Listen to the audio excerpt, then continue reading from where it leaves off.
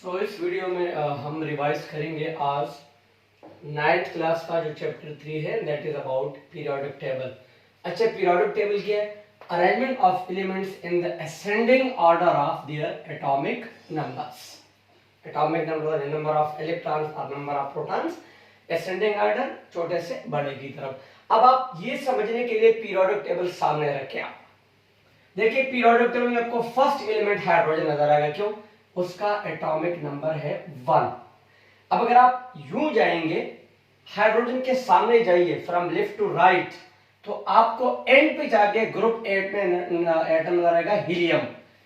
क्यों? हीलियम का atomic number है 2। फिर आप आ जाइए, आपको लिथियम नजर आएगा। फिर आप यूं, तो आपने फ्रॉम लेफ्ट टू राइट जाना है असेंडिंग ऑर्डर में, फ्रॉम लेफ्ट टू राइट। ये है। अब आपको दो किस्म की चीजें नजर आती हैं। एक आपको नजर आते हैं ग्रुप्स। तो ग्रुप्स हमारे पास क्या है? Vertical column. पीरियोडिक टेबल पे देखिए, जो वर्टिकल कॉलम आपको नजर आएगा फ्रॉम टॉप टू बॉटम, मैंने एरो शो किया हुआ है, इसे हम कहते हैं ग्रुप। अब एक एटम को ग्रुप नंबर कैसे देते हैं? मसलन अगर आप पीरियोडिक टेबल देखेंगे तो ग्रुप 1 में आपको लिथियम नजर आएगा, सोडियम नजर आएगा, पोटेशियम। ये क्यों ग्रुप 1 में है? ये ग्रुप 2 में क्यों नहीं है? ये ग्रुप 3 में क्यों नहीं? किसी और ग्रुप में क्यों नहीं है? तो देखिए, group number of an element किसके बराबर है? Number of electrons in the valence shell. Electronic configuration करें, किसी एटम के लास्ट शेल में जितने इलेक्ट्रॉन होंगे वो उसका ग्रुप नंबर होगा। अगर आखिरी शेल में एक इलेक्ट्रॉन है तो ये ग्रुप 1 में सारे जाएंगे। अगर वैलेंस शेल में 2 इलेक्ट्रॉन है, ये ग्रुप 2 में जाएंगे। अगर वैलेंस शेल में 3 इलेक्ट्रॉन है, ग्रुप 3 में। इस तरह आप 2-3 प्रैक्टिस करें, आपके सामने पीरियोडिक टेबल होना चाहिए। ठीक है। उसके बाद आपको from left to right horizontal rows नजर आएंगे, उनको हम कहते हैं केमिस्ट्री में पीरियड्स। ठीक है। अब एक एटम का पीरियड नंबर कैसे डिसाइड करते हैं? तो that is equal to total number of shells. आप इलेक्ट्रॉनिक कॉन्फ़िगरेशन करेंगे, शेल्स, सब शेल्स की बात नहीं कर रहा, शेल्स की बात कर रहा हूं। ठीक है, मिक्स नहीं करना। आप इलेक्ट्रॉनिक कॉन्फ़िगरेशन करें, जितने उसमें टोटल नंबर ऑफ शेल्स है, ठीक है, वो उसका होगा पीरियड नंबर। अगर उसमें एक ही शेल है, वो आपको पीरियड नंबर 1 में हाइड्रोजन और हीलियम देखे, ये आपको पीरियड नंबर 1 में नजर आएंगे। इन दोनों के पास एक एक शेल है। उसके बाद आप देखिए, लिथियम आपको दूसरे शेल में नजर आएगा, दूसरे पीरियड में। सोडियम आपको तीसरे पीरियड में नजर आएगा। तो जितने एक एटम में नंबर ऑफ शेल्स होंगे वो उसका होगा पीरियड नंबर। प्रैक्टिस करते हैं। ये दो एटम्स हम लेते हैं, मैग्नीशियम और फ्लोरीन, और ये इनके एटॉमिक नंबर है। हम इनकी इलेक्ट्रॉनिक कॉन्फ़िगरेशन, उसके बगैर तो मैं कुछ भी नहीं कर सकता। फिर मैं ग्रुप नंबर फाइंड करूंगा और फिर पीरियड नंबर। मैग्नीशियम का एटॉमिक नंबर है 12, electronic configuration 1s2 2s2 2p6 3s2। अच्छा, वैलेंस शेल को ना एनसर्कल करें। वैलेंस शेल ही ग्रुप और पीरियड नंबर डिसाइड करता है, बाकी आप इग्नोर करें बेशक। अब आखिरी शेल में कितने इलेक्ट्रॉन है? 2 इलेक्ट्रॉन है, ग्रुप नंबर 2। आखिरी शेल का नंबर क्या है? 3। इसका मतलब है टोटल मैग्नीशियम में 3 शेल्स है, पीरियड नंबर हो गया 3। फ्लोरीन एटॉमिक नंबर 9 है, 1s2 2s2 2p6। Again valence shell को करें इनसर्कल। आखिरी शेल में कितना इलेक्ट्रॉन है? 2 + 5 7। ये दोनों के पास 2 है ना, ये दोनों सेकेंड शेल में है। ये जो नंबर होता है शेल नंबर को रिप्रेजेंट करता है। तो इसके आखिरी शेल में कितने इलेक्ट्रॉन है? 2 + 5 7, ग्रुप नंबर 7। पीरियड नंबर 2 क्यों? आखिरी सब शेल से पहले क्या लिखा हुआ है? 2। इसका मतलब इसमें मैक्सिमम 2 शेल्स है, पीरियड नंबर 2। अब एक तो ये क्वेश्चन आएगा, आपको इलेक्ट्रॉनिक कॉन्फ़िगरेशन, आपको एटॉमिक नंबर गिवन होगा, और कहेंगे कि जब इसका ग्रुप नंबर फाइंड करें, पीरियड नंबर फाइंड करें। क्या करोगे? आपने करनी है इलेक्ट्रॉनिक कॉन्फ़िगरेशन, और अगर आपने मिस्टेक से बचना है तो वैलेंस शेल को इनसर्कल करें। कभी आपसे क्वेश्चन में मिस्टेक नहीं होगा। अब कभी कभी ऐसा होता है, कुछ टिपिकल ग्रुप से, ग्रुप 1 उसको हम अल्कली मेटल्स कहते हैं। अब ग्रुप नंबर 1 है तो वैलेंस शेल में एक इलेक्ट्रॉन होगा। एन हम क्यों लिखते हैं? यानी यहां मैंने कोई नंबर क्यों नहीं लिखा? क्योंकि ये इस ग्रुप के किसी भी एटम के लिए है ना। ये आप ग्रुप 1 में देखिए, उसमें आपको लिथियम नजर आएगा, सोडियम नजर आएगा, पोटेशियम नजर आएगा, सीजियम नीचे नजर आएगा। तो इनका आखिरी शेल का नंबर डिफरेंट हो सकता है, ये नंबर, लेकिन आखिरी शेल में एक इलेक्ट्रॉन होगा। तो NS1 is the valence shell of group 1A which are also called alkali metals. Group 2 इसको हम कहते हैं अल्कलाइन अर्थ मेटल। अब जब ग्रुप नंबर 2 है तो वैलेंस शेल में कितने इलेक्ट्रॉन होंगे? 2। N वही किसी भी एटम के। ग्रुप नंबर 7 है, 7 को हम हैलोजेंस कहते हैं। जब ग्रुप नंबर 7 है तो वैलेंस शेल में कितने इलेक्ट्रॉन होंगे? 7। 2 + 5 7। इसमें 2 आते हैं, 3 में 5 हो गए, टोटल 7। ग्रुप 8 इसको हम नोबल गैस भी कहते हैं। अच्छा, ग्रुप 8 में उन एटम्स को रखा जाता है जिनके वैलेंस शेल कंप्लीट है, इनका वैलेंस शेल कंप्लीट है। तो इसमें आपको जिनका जो फर्स्ट नंबर है हीलियम, उसके वैलेंस शेल में तो 8 इलेक्ट्रॉन नहीं है, उसके पास टोटल है 2 इलेक्ट्रॉन, और फर्स्ट शेल में कितने आ सकते हैं? 2। तो हीलियम के लिए है 1:2, आप लिख दे इधर। हाँ, बाकी एटम्स के लिए ये है, हीलियम को छोड़ के बाकी आपको ज़ीनान नजर आ रहा है, क्रिप्टॉन, नीचे जाओगे उनके आखिरी शेल में 8 इलेक्ट्रॉन है। तो ग्रुप 8 में किन एटम्स को रखा जाता है? जिनके वैलेंस शेल कंप्लीट। ये हो गया।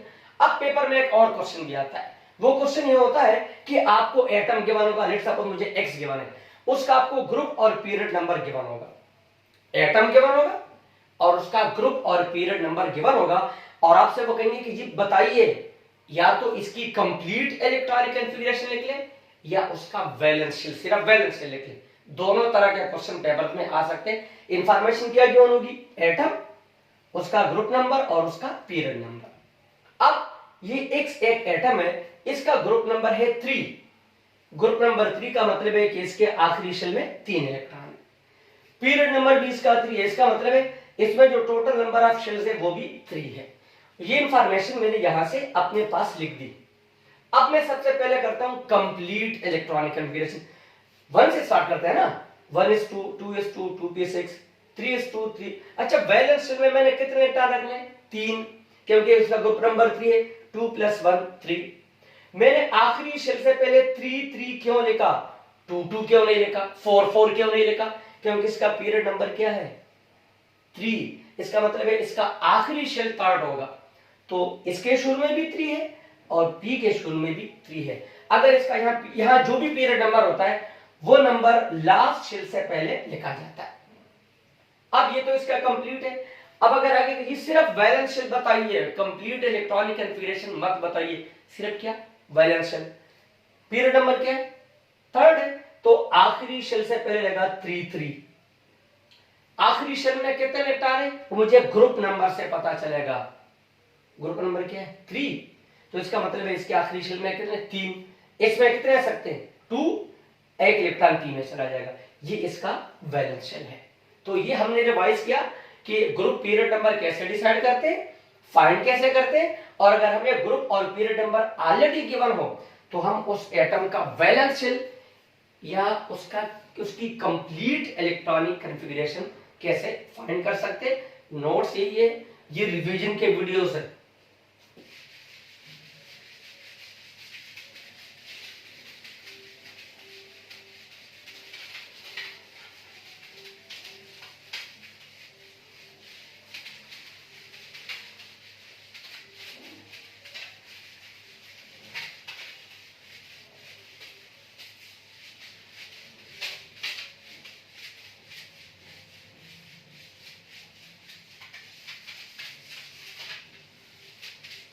ये हो गया, ठीक है।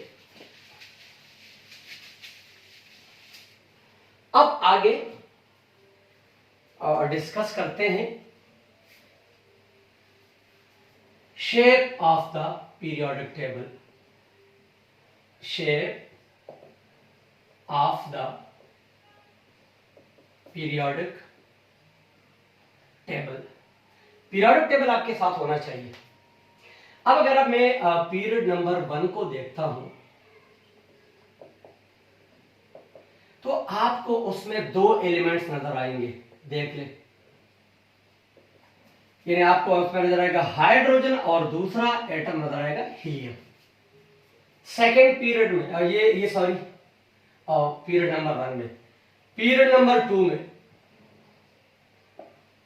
सेकेंड पीरियड में आपको ये पीरियड नंबर 1 इसमें आपको 2 एलिमेंट्स नजर आएंगे, देख ले।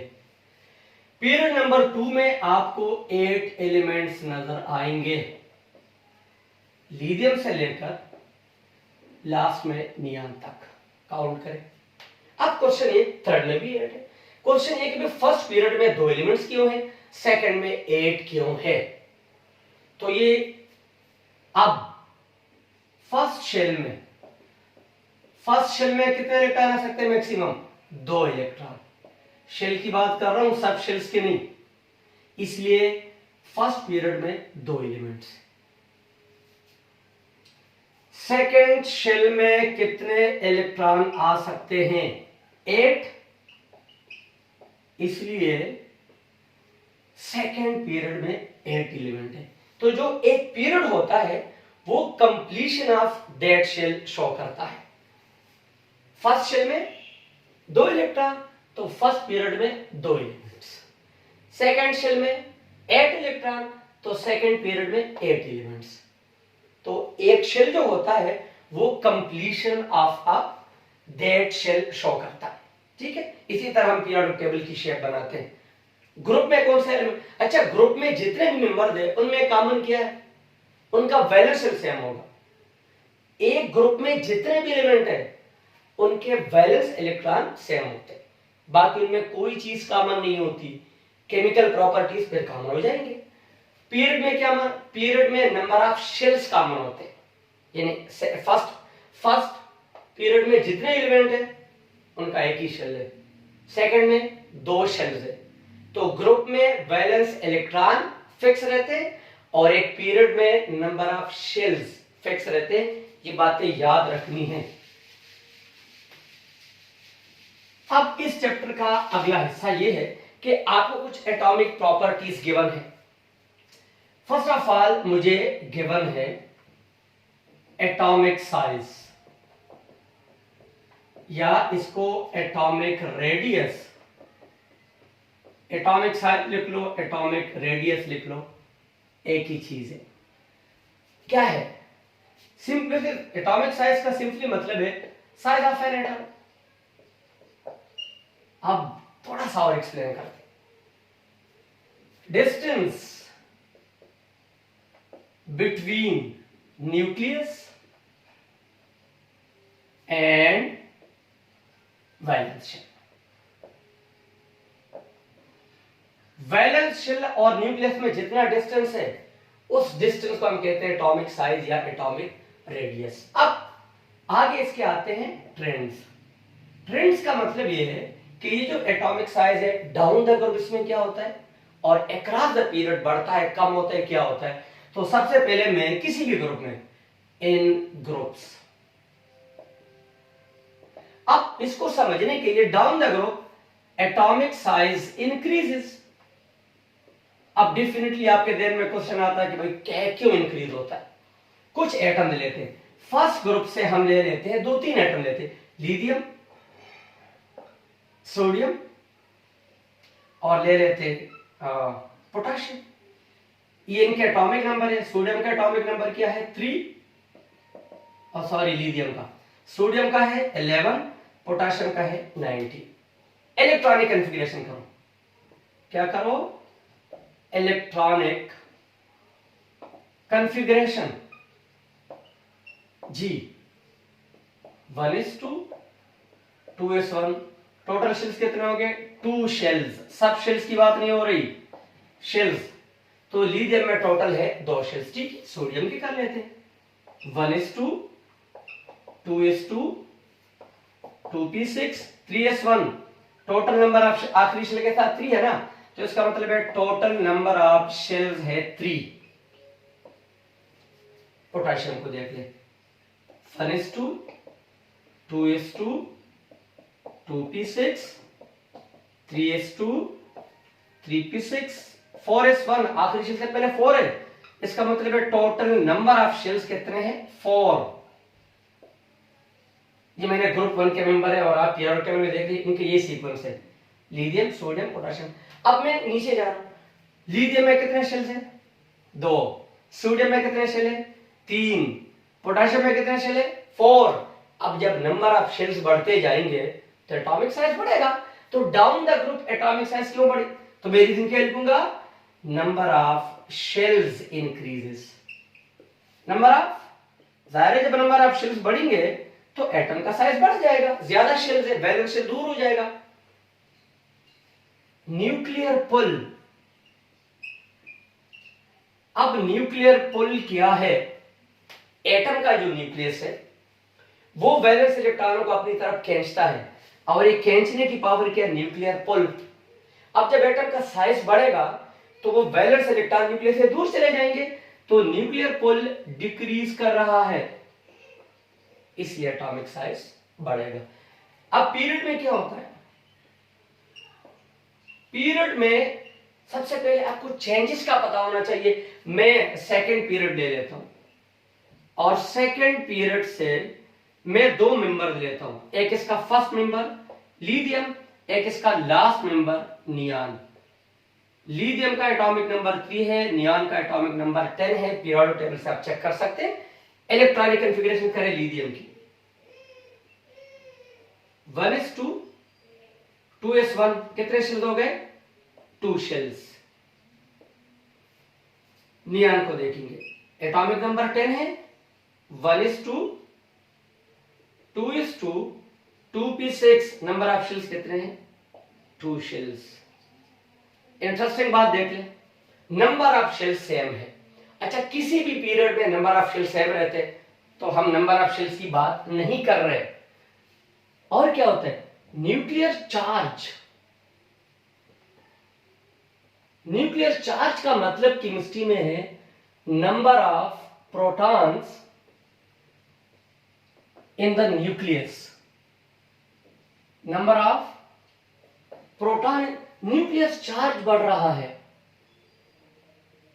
क्यों बढ़ रहा है, एटॉमिक नंबर तो बढ़ रहा है ना। मतलब अगर आप इनको देखें, लिथियम का एटॉमिक नंबर क्या है, 3, तो अगर इसमें 3 इलेक्ट्रॉन है, प्रोटॉन भी 3 है, क्योंकि किसी भी एटम में इलेक्ट्रॉन और प्रोटॉन इक्वल होते हैं। नियॉन का एटॉमिक नंबर क्या है, 10, तो अगर इसमें 10 इलेक्ट्रॉन है तो 10 प्रोटॉन्स भी है। तो जब नंबर ऑफ प्रोटॉन्स बढ़ेंगे तो न्यूक्लियर चार्ज, न्यूक्लियस के ऊपर जो चार्ज है वो प्रोटॉन्स की वजह से होता है।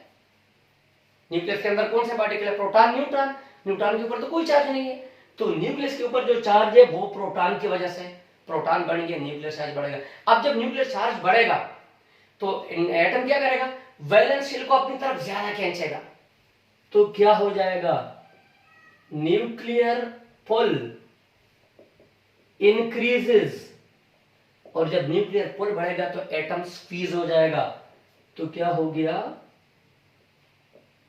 Atomic size decreases. एक तो इसका ये क्वेश्चन आएगा, डिफाइन करो ग्रुप में कैसे चेंज होता है, पीरियड में कभी कभी आपको एटम्स गिवन होते हैं। मैं 2 क्वेश्चन करूंगा। क्वेश्चन 1 ये है कि आपको ये एलिमेंट्स गिवन है, लिथियम, पोटेशियम, सोडियम, बताइए किसका किस एटम का साइज ज्यादा है, किस एटम का साइज कम है, और किस एटम का साइज ज्यादा है। ये क्वेश्चन आ गया। लोकेशन, ये फर्स्ट ग्रुप में है, लिथियम है, सोडियम है, ये इनकी लोकेशन है, देख ले पीरियोडिक टेबल में। अब down the group atomic size बढ़ता है, हमने डिस्कस कर लिया। तो सबसे कम साइज किसका है, सबसे कम साइज है लिथियम का, और इनमें सबसे ज्यादा साइज किसका है, पोटेशियम का। Down the group atomic size बढ़ रहा है। अब अगर हम इनको लिखना चाहेंगे इंक्रीजिंग एटॉमिक साइज ऑर्डर में, इंक्रीजिंग एटॉमिक साइज, इंक्रीजिंग का मतलब क्या है, छोटे से बड़े की तरफ, छोटे से एसेंडिंग ऑर्डर। सबसे कम एटॉमिक साइज किसका है, लिथियम का, सोडियम का और बढ़ गया, और पोटेशियम का और बढ़ गया। इस पे ये क्वेश्चन भी आ सकता है कि आप इनको डिक्रीजिंग एटॉमिक ऑर्डर में लिख दे, एटॉमिक साइज वाले डिक्रीजिंग ऑर्डर में लिख दे। डिक्रीजिंग का मतलब क्या है, डिसेंडिंग ऑर्डर, बड़े से छोटे की तरफ जाना। सबसे बड़ा साइज किसका है, पोटेशियम का, फिर सोडियम का उससे कम, और फिर लिथियम का। तो ये क्वेश्चन भी आ सकते हैं, डिफाइन करो, या आपको एटम्स गिवन होंगे पेपर में और वो कहेंगे कि जी इनको इंक्रीजिंग या डिक्रीजिंग एटॉमिक साइज में लिख दे। ठीक है, ये हो गया एटॉमिक साइज आपका रिवाइज हो गया।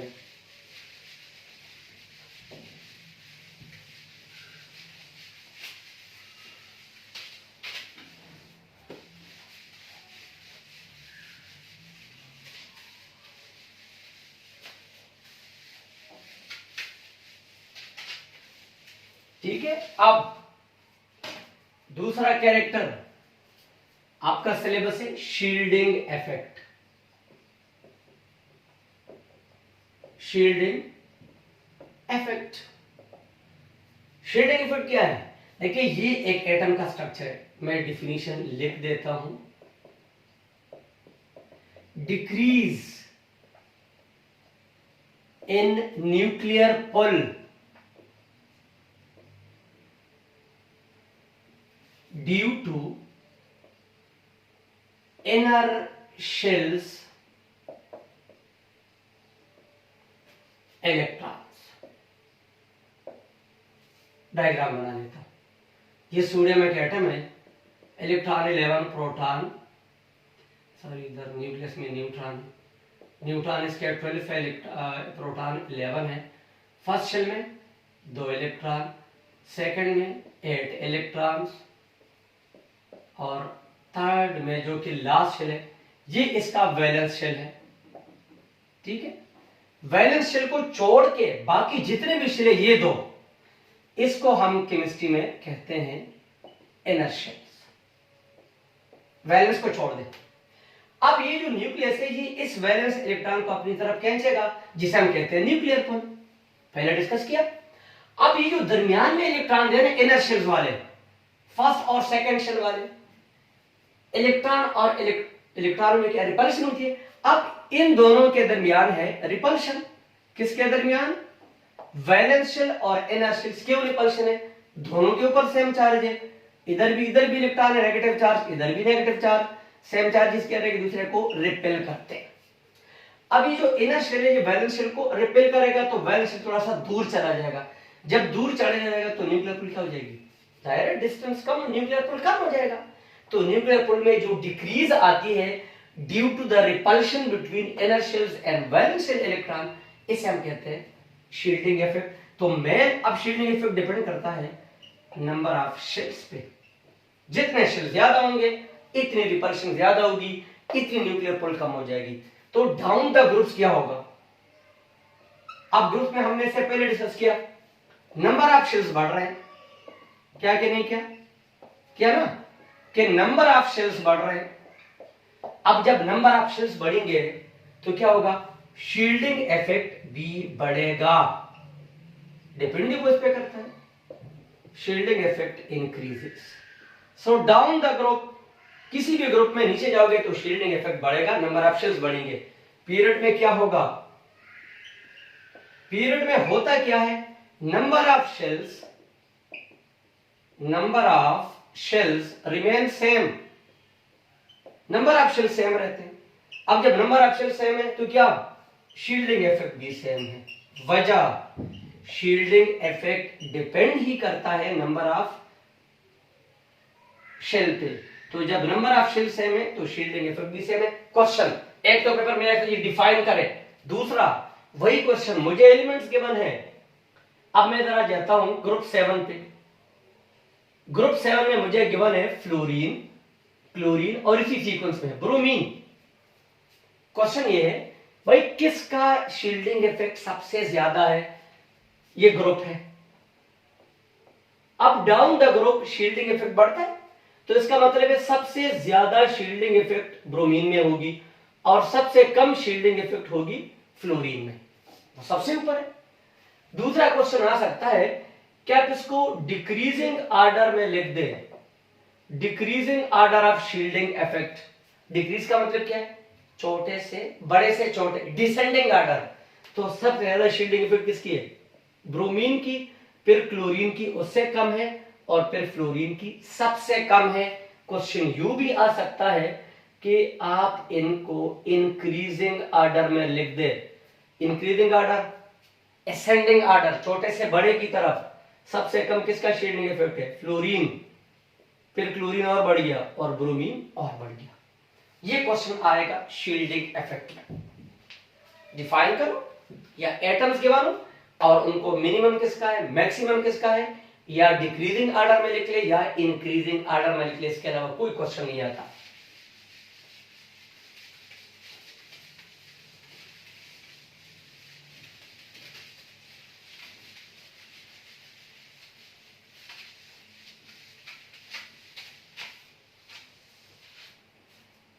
अगली प्रॉपर्टी आपके सिलेबस में वो है आयोनाइजेशन एनर्जी। फर्स्ट चैप्टर में हमने पढ़ा था कैटायन, कैटायंस कैसे बनते हैं, जब एक एटम इलेक्ट्रॉन लूज करता है, ये खुद ब खुद लूज नहीं होता, तो energy required to remove an electron from the valence shell of a gaseous atom।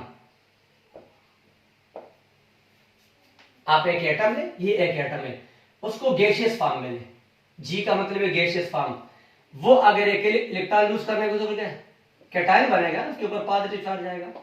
तो ये जो हमने इससे इलेक्ट्रॉन निकाला है, इसको निकालने के लिए जितनी एनर्जी चाहिए, उस एनर्जी को हम क्या कहेंगे, आयोनाइजेशन एनर्जी। अब ट्रेंड्स ग्रुप्स में क्या होगा, down the group ionisation energy decreases, कम हो जाती है। वजह डाउन द ग्रुप कौन सी चेंजेस, जी एटॉमिक साइज बढ़ता है, पहले क्या हुआ है, नंबर ऑफ शेल्स बढ़ते हैं, एटॉमिक साइज बढ़ेगा। जब एटॉमिक साइज बढ़ेगा तो न्यूक्लियर पुल कम हो जाएगा ना, न्यूक्लियर पुल, ये वही पुरानी बात है, इससे पहले मैं डिस्कस कर चुका हूं। जब न्यूक्लियर पुल कम हो जाएगा तो वैलेंस शेल से इलेक्ट्रॉन निकालना आसान है, कम एनर्जी चाहिए। So down the group ionisation energy decreases across the period, क्या होगा, opposite, across the period ionization energy increases। क्यों, इसलिए इंक्रीज कर रहा है, ये चीजें उल्ट हो जाएगी, क्या होता है, एटॉमिक साइज कम हो जाता है, और जब एटॉमिक साइज क्या हो जाएगा तो न्यूक्लियर पुल इंक्रीजेस। अब जब न्यूक्लियर पुल बढ़ रहा है तो आप आसानी से इलेक्ट्रॉन नहीं निकाल सकते, ज्यादा एनर्जी चाहिए।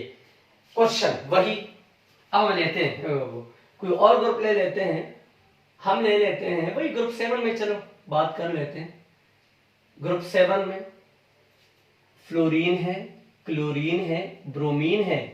एक क्वेश्चन आ गया कि बताइए इसमें सबसे ज्यादा आयोनाइजेशन एनर्जी किसकी है, सबसे ज्यादा फ्लोरीन की है, डाउन द ग्रुप कम हो रही है ना, और सबसे कम ब्रोमीन की है।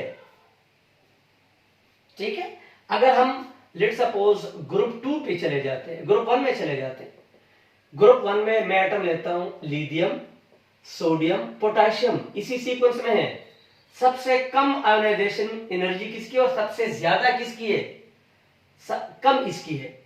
क्यों, down the group ionisation energy कम हो रही है, इसकी ज्यादा है, ये ऊपर है। ठीक है, दूसरा क्वेश्चन इसमें आ सकता है कि जी आप इनको लिख ले डिक्रीजिंग ऑर्डर में, डिक्रीजिंग डिसेंडिंग ऑर्डर, सबसे ज्यादा किसकी है, लिथियम की है, फिर सोडियम की उससे कम है आयोनाइजेशन एनर्जी, पोटेशियम की उससे कम है। इंक्रीजिंग ऑर्डर का क्वेश्चन भी आ सकता है जी, इंक्रीजिंग ऑर्डर, असेंडिंग ऑर्डर, सबसे कम पोटेशियम की, फिर सोडियम की उससे ज्यादा है, और लिथियम की सबसे ज्यादा है। ये क्वेश्चन आते रहते हैं। लास्ट टॉपिक इसके बाद आपके चैप्टर, इस चैप्टर का, पीरियोडिक टेबल वाले चैप्टर का,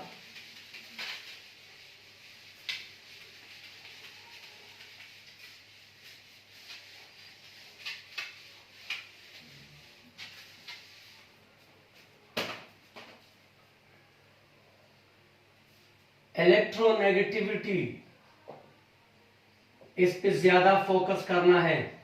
बॉन्डिंग वाले चैप्टर में हम इसको polar, non polar, covalent bond में ये दोबारा यूज करेंगे। इलेक्ट्रोनेगेटिविटी क्या है? लेट्स सपोज ये दो एटम्स है, मैं वैसे एक्स और वाई इनको नाम दे देता हूं, और ये आपस में इलेक्ट्रॉन, इसको हम कहते हैं शेयर्ड इलेक्ट्रॉन, जो सेंटर में होते हैं। इन शेयर्ड इलेक्ट्रॉनों को वाई अपनी तरफ खींचेगा, एक्स अपनी तरफ खींचेगा।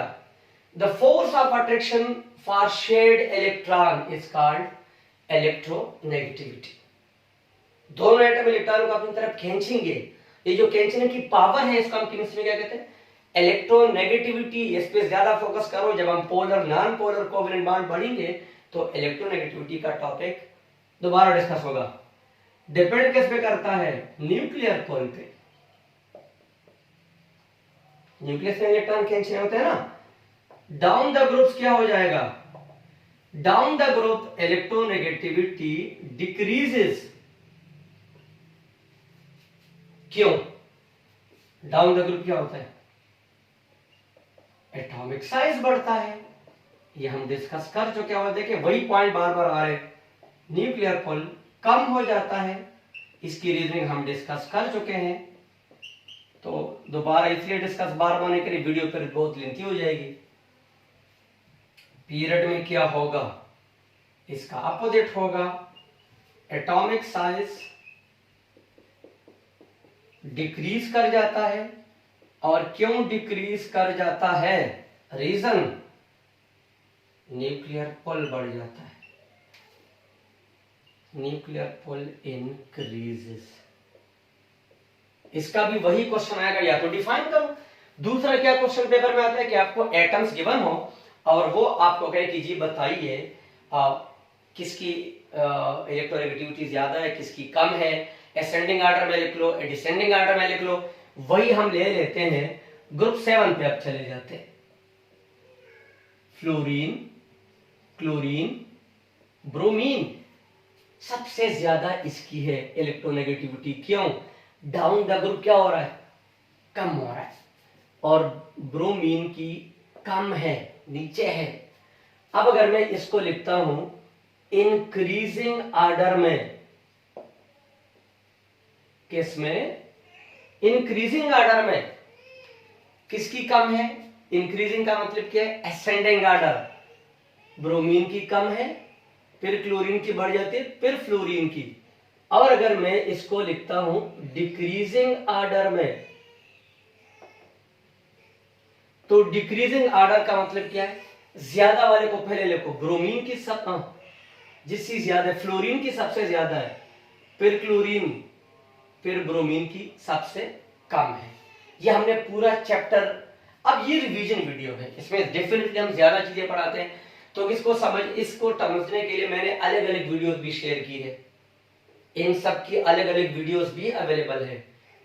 वो देखो, ये देखो, बिल्कुल आसान सा चैप्टर है ये।